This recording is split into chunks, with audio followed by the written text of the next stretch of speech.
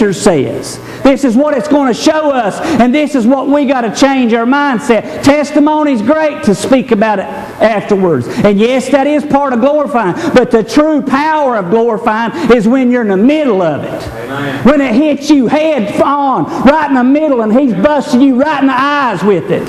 And you're able to lift your hands of praise, and you're able to stand up and say, God, I know your Scriptures promise me that it'll work out to good. I'm going to be all right. I'm not going to worry about it. I'm not going to let my thoughts get me down.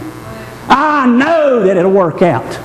This is where the true power of God is manifested from. And we're going to show you by the Scriptures that this is where the true power of God is truly manifested from. As we said, 1 Peter chapter 4, verse 12 through 19 says that we are not caught off guard. God's not caught off guard. Why are we so up in roars whenever troubles come and problems come?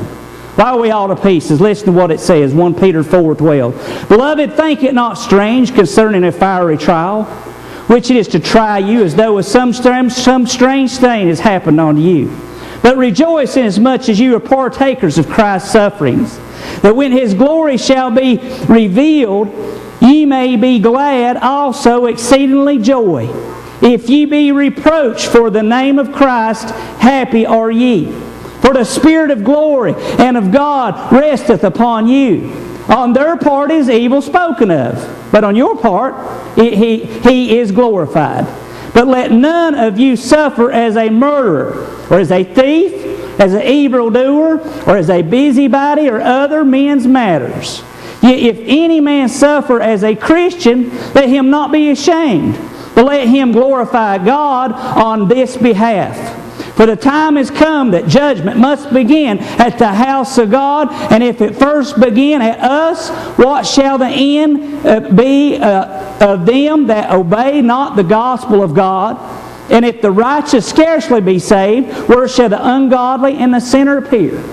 This is where you really glorify God. This is where you really do it. This is where the real power of glorifying comes. Now, Thursday, what he's saying, when your dead force hits square in the face with the worst situation, and you're able to walk around with a flat tire saying, God, I still love you, and I know you got it under control. That's what people should be seeing. That's the light that they should be seeing from you and me. That's glorifying God. When you walk through them doors saying, man, I lost my job today, but I know God will provide one. I'm not worried about it. That's glorifying God. It's not waiting until afterwards. It's wonderful to have a testimony afterwards. It is. And the Bible does say to do that. But the true glorifying power that works by faith is in the midst of the storm when you trust God and realize that it all works out to good. That He knows what He's doing. And if you'll start listening and trying to figure out what He's trying to do in you. Whenever these situations hit you, He's trying to speak to you. He's trying to show you something. And He's trying to tell you, glorify me in it.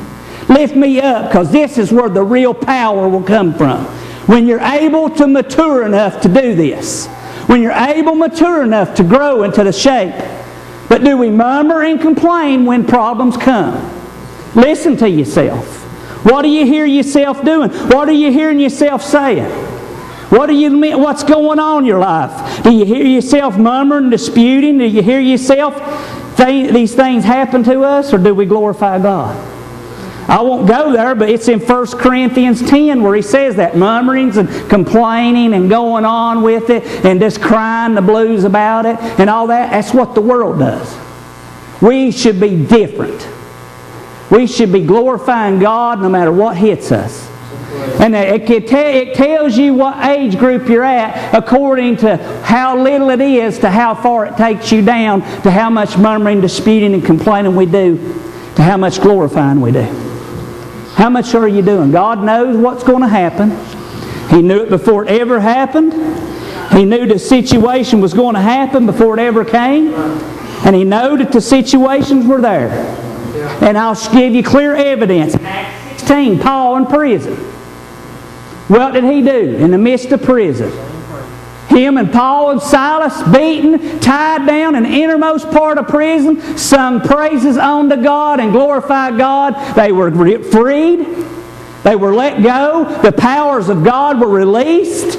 And there was people saved. When that man had every right to say, I've done everything, God, you asked me to do. Poor me in the middle of this prison. Oh, poor old me. But he didn't. He glorified God. And that's what God is trying to tell you and me. We're letting the least little bad day get us down, that we're murmuring, disputing, and we're picking up just like the world. It's the same thing that the world's doing every day.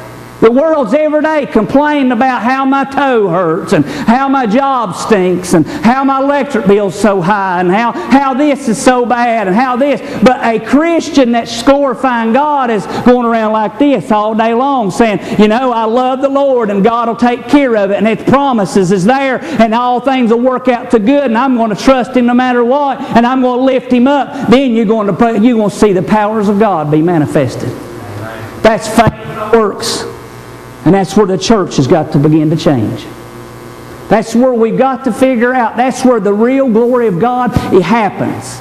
Testimonies are good. I'm not putting them down.